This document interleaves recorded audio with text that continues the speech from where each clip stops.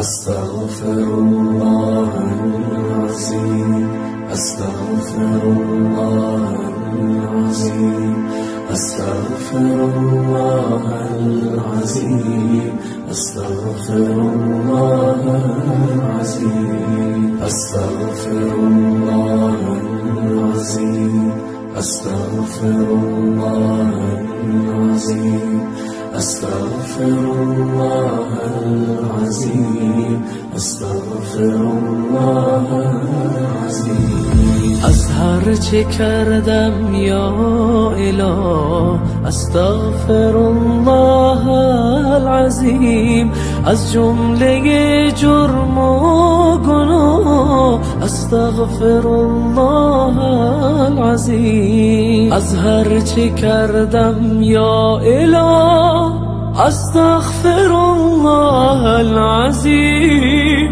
از جمله جرم و گناه استغفر الله العظیم. از هر چه کردم یا اله استغفر الله العظیم، از جمله جرم و گناه استغفر الله العظیم. از بس که کردم معصیت گشتم خجل از هر جهت، هستم ز خجلت رو سیاه استغفر الله العظیم.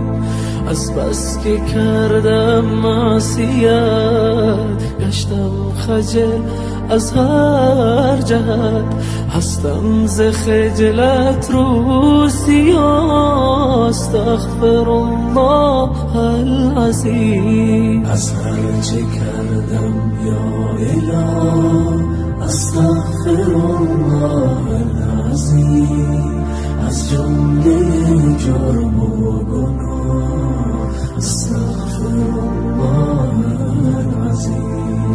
ای غافر فرد و صمد، از روی عفو و مغفرت کن بر من از رحمت نگاه استغفر الله العظیم. از ترس ایام جزا و شرم افعال تباه دارم رخی مانند کاه استغفر الله العظیم.